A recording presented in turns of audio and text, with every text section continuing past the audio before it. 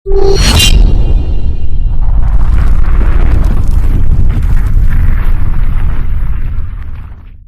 वालेकुम। मैं हूं गुलजार। मैं मोहम्मद। आप देख रहे हैं GM authentic reaction YouTube channel. हम आपको अपने चैनल पर दिल के अथाह गहराई से वेलकम करते हैं। अगर आप देखना चाहते हैं ऑथेंटिक वीडियो तो हमारे चैनल को जरूर सब्सक्राइब कीजिएगा। उम्मीद करते हैं खैरियत से होंगे, मस्ती और मुस्कुराते रहें और हमें अपना प्यार दिखाते रहें। हमारे चैनल को सब्सक्राइब करके मिलते हैं अपनी आज की वीडियो की जानब। तो चलते हैं, सबसे पहले देखते हैं वीडियो का टाइटल है महात्मा गांधी सिंटू। मेरे ख्याल में ये हिंदी में आधा टाइटल है। सबसे पहले देखते हैं वीडियो और उसके बाद देते हैं अपना ऑथेंटिक वीडियोस। भारत का एक राज्य बिहार, जहां का इतिहास काफी प्राचीन और संस्कृति विविधताओं से भरा पड़ा है। इसी बिहार में भगवान गौतम बुद्ध को ज्ञान की प्राप्ति हुई थी। गुरु गोविंद सिंह और भगवान महावीर का जन्म हुआ था। महान सम्राट अशोक का उदय हुआ था। चंद्रगुप्त मौर्य द्वारा मौर्य साम्राज्य की स्थापना की गई थी। आर्यभट्ट जैसे गणितज्ञ और खगोल शास्त्री का जन्म हुआ था। विश्व का सबसे बड़ा विश्वविद्यालय नालंदा विश्वविद्यालय बिहार राज्य में ही हुआ करता था। चाणक्य जैसे teacher, author, strategist, philosopher, economist और एडवाइजर की गाथा इसी राज्य में रची गई थी। यह बिहार राज्य वीर कुंवर सिंह और रामधारी सिंह दिनकर की धरती है। बिहार राज्य ने हमारे देश को अनेकों फ्रीडम फाइटर और क्रांतिकारी दिए हैं, परंतु हमारे देश की आज़ादी के बाद से बिहार राज्य का विकास उतनी तेज गति से नहीं हो पाया है जितनी तेज गति से हमारे देश के दूसरे हिस्सों में विकास कार्य देखने को मिला है। और इसके लिए बिहार की आंतरिक राजनीति भी कुछ हद तक जिम्मेदार है। कनेक्टिविटी के मामले में दशकों तक बिहार राज्य देश के दूसरे हिस्सों से पिछड़ा हुआ रहा। राज्य के बीचों बीच विशाल गंगा नदी बहती है, जो कि राज्य को दो भागों में विभाजित करती है, जिसको कि उत्तर बिहार और दक्षिण बिहार के नाम से जाना जाता है। और वर्षों तक उत्तर बिहार और दक्षिण बिहार के बीच आवाजाही के लिए नाव ही प्रमुख साधन हुआ करता था। अतः उत्तर बिहार और दक्षिण बिहार के बीच बेहतर संपर्क स्थापित करने के लिए 1972 में उस समय के भारत के सबसे लंबे पुल का निर्माण कार्य प्रारंभ किया गया, जिसको कि महात्मा गांधी सेतु के नाम से जाना जाता है। महात्मा गांधी सेतु को 4 लेन कैरेजवे के रूप में बनाया जा रहा था, जिसका पूर्वी 2 लेन 1982 में बनकर तैयार हो गया और इसका उद्घाटन किया गया, और पश्चिमी 2 लेन 1987 में बनकर तैयार हुआ और इसका उद्घाटन किया गया। इस प्रकार 1987 में उस समय के एशिया का सबसे लंबा पुल महात्मा गांधी सेतु पूरी तरह से बनकर तैयार हो गया। और उस समय इस ब्रिज के निर्माण में 87 करोड़ रुपए खर्च किया गया था, जो कि आज के जमाने में 1100 करोड़ रुपए के बराबर होता है। परंतु दुर्भाग्यवश महात्मा गांधी सेतु के निर्माण के कुछ वर्षों बाद ही इसकी हालत खराब होने लगी। पुल पर दरार, सुपर स्ट्रक्चर्स का धंसना, भारी वाहन जैसे कि बसों और ट्रकों के लोड को झेलने में असक्षम होना, यह सभी खामियां उद्घाटन के मात्र 5 वर्षों के दौरान ही देखने को मिलने लगा। और देखते ही देखते महात्मा गांधी सेतु एक्सीडेंट प्रोन एरिया बन गया और रोजाना ट्रैफिक जैम का लगना आम बात बन गया। निर्माण के पश्चात जिस पुल को पार करने में 10 मिनट का भी समय नहीं लगता था, उस पुल को पार करने में 1 घंटे या 2 घंटे समय का लगना आम बात बन चुका था, जिसके कारण मरीज अस्पताल पहुंचने के पहले ही दम तोड़ने लगे, लोगों के ट्रेन और फ्लाइट छूटने लगे, व्यापार में नुकसान होने लगा। इसके साथ ही नए व्यापार के लिए अस्तित्व समाप्त होने लगा और उत्तर बिहार एवं दक्षिण बिहार के बीच कनेक्टिविटी बद से बदतर होती चली गई। इसके बाद महात्मा गांधी सेतु का कभी न खत्म होने वाला मरम्मत कार्यक्रम चलने लगा। इतना ही नहीं, बहुत सारे लोगों ने जिनका जन्म 1992 के बाद हुआ है, उन्होंने अपने जन्म से लेकर अभी तक महात्मा गांधी सेतु पर निरंतर मरम्मत होते देखा होगा। और आपको बता दें कि इस ब्रिज के निर्माण में 87 करोड़ रुपए खर्च किया गया था, लेकिन इसके मरम्मत में 250 करोड़ रुपए से अधिक की राशि खर्च हो चुकी है। अंततः 2016 में महात्मा गांधी सेतु को पुनः रिकंस्ट्रक्शन करने की योजना बनाई गई और जून 2017 में इसका रिकंस्ट्रक्शन वर्क स्टार्ट किया गया, जिसका निर्माण कार्य हमारे देश की जानी मानी कंस्ट्रक्शन कंपनी एफकॉन्स इंफ्रास्ट्रक्चर द्वारा किया गया है। 31 जुलाई 2020 को महात्मा गांधी सेतु के पुनः निर्मित किए हुए वेस्टर्न 2 लेन का उद्घाटन मिस्टर नितिन गडकरी द्वारा किया गया और इसके बाद इसके पश्चिमी लेन से यातायात चालू हो गया और 7 जून 2022 को महात्मा गांधी सेतु के ईस्टर्न 2 लेन का उद्घाटन मिस्टर नितिन गडकरी द्वारा किया जा चुका है और अब इसके पूर्वी 2 लेनों पर भी यातायात सुचारू हो जाएगा। यानी कि 7 जून 2022 को महात्मा गांधी सेतु का पुनः निर्माण कार्य पूरी तरह से समाप्त हो चुका है और यह पुल यातायात के लिए सुचारू हो जाएगा। तो अब इस महात्मा गांधी सेतु परियोजना के कुछ मुख्य बिंदुओं पर प्रकाश डालते हैं। इस पुल की कुल लंबाई 5750 मीटर है, यानी कि 5.75 किलोमीटर। इसका निर्माण नेशनल हाईवे नंबर 22 पर किया गया है, जिसको कि पहले नेशनल हाईवे नंबर 19 के नाम से जाना जाता था। महात्मा गांधी सेतु का निर्माण गंगा नदी के ऊपर किया गया है और यह ब्रिज हाजीपुर एवं पटना को आपस में जोड़ता है। आपको बता दें कि हर रोज लगभग 40,000 से 50,000 वाहन इस पुल से होकर गुजरता है। अतः इस पुल के पूरी तरह से बनकर तैयार हो जाने के बाद कनेक्टिविटी बेहतर हो जाएगी और ट्रैफिक जैम एवं एक्सीडेंट से लोगों को छुटकारा मिलेगा। जिस पुल को पार करने में घंटों का समय लगता था, अब उसको मात्र 10 से 15 मिनट में पार किया जाएगा। इस पुल पर 80 किलोमीटर प्रति घंटे की रफ्तार से वाहन दौड़ पाएंगे।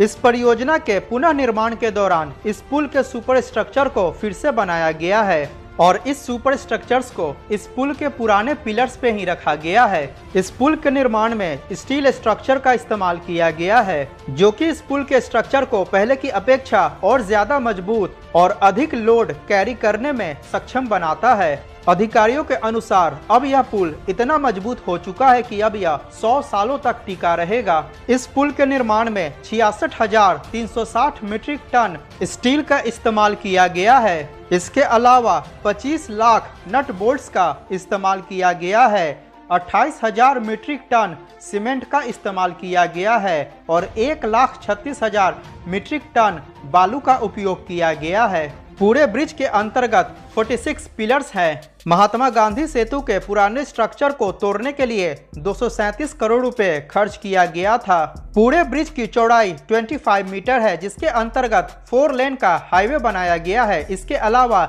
पैदल चलने वाले लोगों के लिए फुटपाथ का भी प्रावधान किया गया है। परियोजना के अंतर्गत 46 स्पैन्स का निर्माण किया गया है, जिनमें से 26 स्पैन्स का निर्माण सूखी जमीन पर किया गया है और 10 स्पैन्स का निर्माण नदी के सीजनल बहाव वाले क्षेत्र में किया गया है और बाकी के 10 स्पैन्स का निर्माण पानी के ऊपर किया गया है। परियोजना के डिसमेंटलिंग के दौरान नदी के अंदर कोई भी अवशेष ना गिरे, इसका मुख्य रूप से ध्यान रखा गया था। डिसमेंटलिंग के दौरान विशालकाय कंक्रीट कटर मशीनों का उपयोग किया गया था, जो कि हमारे देश में इतने बड़े स्तर पर पहली बार है। इस परियोजना के सभी पियर्स पर नए सुपर स्ट्रक्चर को सपोर्ट करने के लिए नए सिरे से पियर कैप्स का पुनः निर्माण किया गया।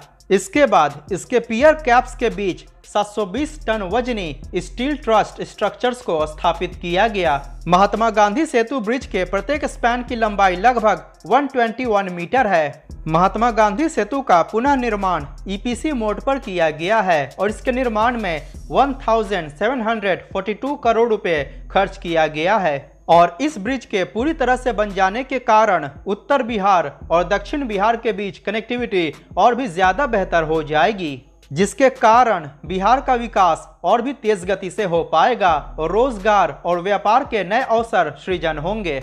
स्क्रीन पर दिख रहे वीडियो पर क्लिक करके पटना मरीन ड्राइव परियोजना के बारे में अवश्य जानें। आज के वीडियो में इतना ही। वीडियो पसंद आया हो तो लाइक करें और चैनल को सब्सक्राइब करना बिल्कुल ना भूलें। मिलते हैं अगली वीडियो में। जय हिंद, वंदे मातरम। तो जी ये वीडियो तो खत्म। ये एक कंस्ट्रक्शन का मेरे नज़दीक तो शाहकार है इंडिया में कि देखें, ये एक पुल है, ब्रिज है, जो कि मेरे ख्याल में उन्होंने बता दिया महात्मा गांधी के नाम से ये है और 5 किलोमीटर से 5.6 किलोमीटर तकरीबन ब्रिज है। और इस पर देख लें कि पहले कॉस्ट जब बनाया गया कॉस्ट क्या थी, उसके बाद जब ये डैमेज हुआ साथ साथ रिपेयर होता रहा, उसकी जब कॉस्ट बनाने में लगी थी उससे 2-3 गुना ज़्यादा उसकी रिपेयरिंग में लगी। और ये क्रेडिट सारा जाता है उनके जो हैं रेलवे के मिनिस्टर रेलवे रोड से वही है ना, नितिन गडकरी साहब की। तो उनको जाता है कि उन्होंने देख लें कि ये भाई रुखसार मैं एक बात करना चाहता हूँ, ये पुराने इंडिया में और नए इंडिया में ये फर्क है भाई।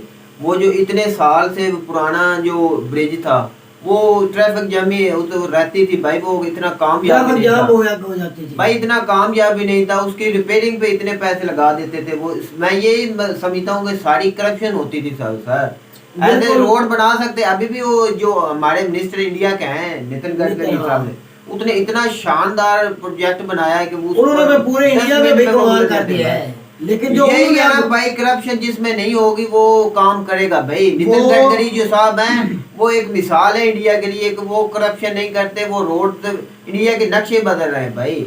और देख रहे हैं कि वो वही पुल बना सकते थे। सिर्फ यही काम नहीं कर रहे गुलजार भाई, वो पहले उनसे पहले जो काम किए ये वजीर बने हुए नितिन की जगह पे, उनसे अच्छा काम करके कम वक्त भी और पैसा भी बचाया जा रहा है। यही देख रहे हैं कि नितिन पैसा भी रुखसार भी बचाया जा रहा है, वक्त भी बचाया जा रहा है। रोड्स के बारे में उन्होंने भाई बहुत अच्छा काम कर रहे हैं। अमेरिका और कनाडा की तरह, यूरोप की तरह रोड बना दिया इंडिया अमेरिका की तरह बना रहे हैं भाई। वो अमेरिका की तरह बना रहे हैं पर अमेरिका जैसे नहीं बना रहे हैं। ये भाई उन्होंने जो किया मैं तो कहता हूं कमाल करके दिखा दिया। अच्छे वजीर होना है ना, उन्होंने वजीर होने का सबूत ही है। सबसे पहले जो बना हुआ था, पहले वाला पुल बना हुआ था, वो पुल था लेकिन उसकी साइड पर जो जंगले वगैरह लगा गए वो नहीं, सेफ्टी नहीं थी उस पर। मतलब जब हो सकता है जब रश ज्यादा हो या कोई स्पीडी गाड़ी गुजरे एक्सीडेंट हो सकता है, उस एक्सीडेंट के होने से वो चीज नीचे गिर सकती थी। भाई बना था पर इतना काम लेकिन अब जो उन्होंने बनाया, लेकिन अब जो बना है वो देखें कि उन्होंने साथ में प्रोटेक्शन भी लगाई है कि अगर कोई खुदा न खास्ता अगर कोई मिसहैप होता है, कोई एक्सीडेंट होता है, वो तेजी में होता है जिस तरह, तो वो जो गाड़ी वगैरह है या वो जो इंसान वो नीचे ना गिरे, वो साथ में स्टील पिलर वगैरह के साथ टकरा कर पुल पर रहे, क्योंकि चोट वगैरह तो लग सकती है लेकिन नीचे गिरने से जान जाने का खतरा ज्यादा होगा क्योंकि ऊंचाई ज्यादा है पुल की। तो जब ज्यादा नीचे गिरेंगे तो उससे जान जाने का खतरा है। और ये एक्स्ट्रा काम किया है नितिन ने, और ये मेरे ख्याल में उनके लिए एक बहुत बेहतरीन प्रोजेक्ट है जो उनको कनेक्ट कर रहा है दो बिहार को, मशरकी हम उत्तर वो कहते हैं हम मशरकी और मगरबी कह रहे हैं, हमारे यहाँ कहते हैं, उनको मिलाने के लिए बहुत लंबा ब्रिज है और ये शॉर्टेस्ट वे है। इससे इनके जो अपना बता भी रहा था कि हमारे जो जाते थे ना अपना कंटेनर वगैरह या जो माल गोदाम की गाड़ियाँ थी या मस्जिद थे वो इधर से गुजरते थे, उस समय बहुत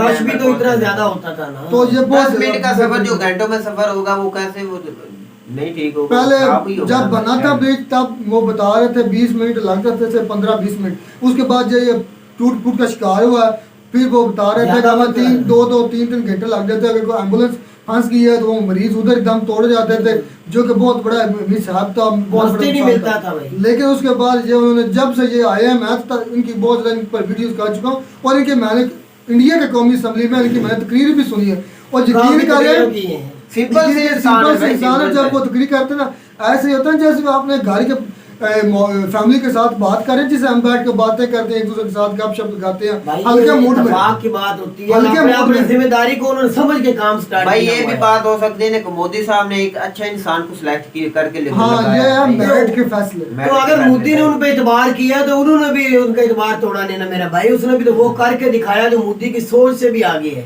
भाई। एक इंसान लगाता है फिर आगे उसके मर्जी के वो कैसा निकलता है। अगर वो करप्शन पे आ जाए मेरा भाई, करप्शन नहीं करता। अगर नितिन करप्शन करना चाहे ना, एक मिसाल के तौर पे मैं खरबों मिलियन में सबसे ज्यादा जो करप्शन होती है इस रोड के मसले में होती है, मिनिस्ट्री में होती है। हमारे यहाँ वो मौलाना फजलुर रहमान साहब वो इस वक्त हैं रोड और उसका बेटा है मेरा भाई, वो ही है उसकी पार्टी का है, तो वो करप्शन के आभार होंगे इस महकमे में। वालद भी चोर डकैत, बेटा भी चोर डकैत, वो क्या रोड बनाए, क्या और मेरे ख्याल में ये इनके जो इंडियन कंस्ट्रक्शन को एक 4 चांद लगाए हैं। जो इनके मिनिस्टर आए हैं नितिन साहब, उन्होंने बहुत बेहतरीन काम किए हैं। थोड़े वक्त में थोड़े पैसों में ज़्यादा काम करना, यही मुल्क की खिदमत होती है। जिनको मुल्क की खिदमत का जज्बा होगा, जिनको मुल्क से मोहब्बत होगी, मुहब्बल वतन हो गए, वो इस तरह काम कर सकते हैं। गद्दार कभी भी इस तरह के काम नहीं कर सकते। जो अपनी जेबें भरने आते हैं उनको उनसे ये काम हो ही नहीं सकता। उन्हें भाई पता हमारे है। इमरान खान साहब के भी एक छोटे से मिनिस्टर आए थे, उन्होंने भी इस तरह ही काम किया है। वो भी एक यंग आए थे, 3.5 उसने भी साल बहुत में। करप्शन से पाक एक रोड बनाया आधी कीमत तो में। ये एक रोड जब- नहीं, उन्होंने जब भी किसी पेशावर मुल्क पेशावर में- पख्तूनख्वा में भाई क्या टाइम बिछा दी है। भाई टाइम तो इतना जब भी लगा। ये अपना रोड्स बनाएंगे मुल्क में खुशहाली आएगी, ट्रांसपोर्ट को आसानी आएगी, जो भी अपने जो माल गोदाम गाड़ी होती हैं वो आने जाने में आसानी होगी, आमदोरफ्त होगी, उससे जो बचत भी होगी, डीजल का पेट्रोल का कम खर्चा आएगा, जिससे मार्केट में चीज़ें जल्दी और थोड़ी मिकदार अपना ज़्यादा मिकदार में जल्दी और थोड़े पैसों में पहुंच जाएगी, जिससे मंडी में चीज़ों की कीमतें कम हो जाएगी। ये एक बहुत बड़ा स्टेप है। हर मुल्क अपने इस रोड्स पर भी तवज्जो देनी चाहिए ताकि चीज़ों को गुजरने में आसानी हो। उम्मीद करते हैं आपको हमारी वीडियो अच्छी लगी, तो वीडियो अच्छी लगी तो हमारे चैनल को जरूर सब्सक्राइब कीजिएगा। मिलता है नई वीडियो हमसे नए टॉपिक के साथ, तब तक कीजिए इजाज़त।